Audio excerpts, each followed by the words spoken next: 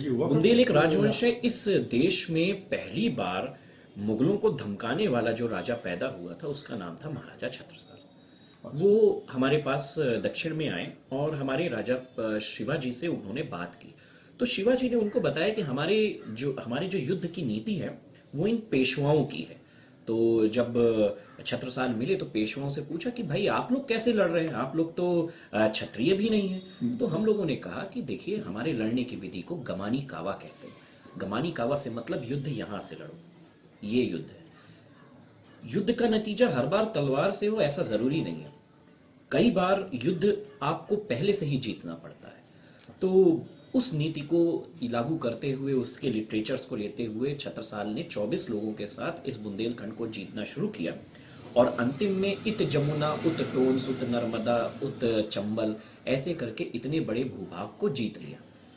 फिर महाराजा छत्रसाल मुगल दरबार में जाते हैं और बोलते हैं अब बताओ तुम हमें यहाँ का सूबेदार बनाते हो कि नहीं, मैं स्वतंत्र घोषित हो जाऊं। तो उन्होंने कहा नहीं छत्रसाल जी, जैसा आप कहते हैं वैसा होगा। तो छत्रसाल जी ने इस नए विजित प्रदेश का नाम अपनी शाखा यानी बुंदेल के नाम से, बुंदेल एक्चुअली परमारों की एक उप शाखा है। ये ओरिजिनली में परमार है। इनकी पुरानी गद्दी इनकी पुरानी गद्दी ओरछा है। लेकिन ओरछा में जब जहांगीर ने राम मंदिर को तोड़ा तो वहां के लोगों ने कोई विरोध नहीं किया। यही छत्रसाल के पिता ने विरोध किया जिसके कारण उनको सजा दी गई।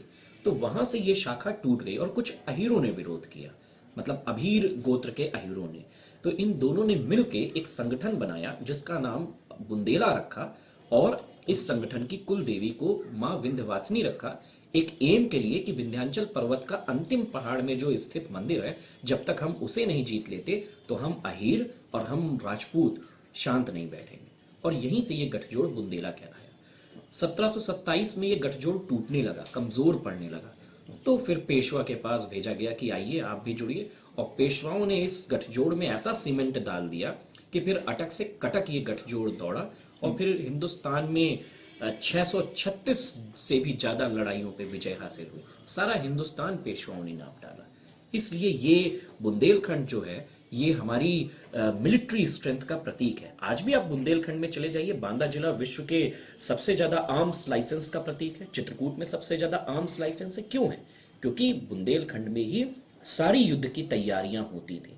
पेशवाओं ने अफगानों के ऊपर, पानीपत के ऊपर, भोपाल के ऊपर, अवध के ऊपर, बंगाल के ऊपर जो हमले किए, टीपू सुल्तान को जो हराया है, दखन तक गए हैं, उस सब की सारी तैयारी इसी बुंदेलखंड में होती थी। तो वो बुंदेलखंड से पेशवा तो खत्म कर दिए गए, अंग्रेजों ने खत्म तो कर दिया, लेकिन बुंदेलखंड की आत्मा से वो तासीर नहीं गई है।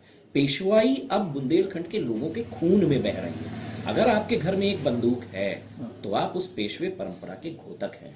अगर आपके घर में चाकू है, आपके घर में पुराने साजो सामान है, आपको असलाह रखने का शौक है, तो कहीं ना कहीं आपके डीएनए में वो पुरानी पेशवाई तासीर आई है। और यही बुंदेलखंड की आत्मा है जो पेशवाओं के साथ इस पूरे समूचे बुंदेलखंड में चल रही है। लगातार हमारी खबरें देखने के लिए BNI 12 न्यूज को YouTube में सब्सक्राइब और Facebook सहित सभी सोशल मीडिया प्लेटफॉर्म्स में फॉलो करें।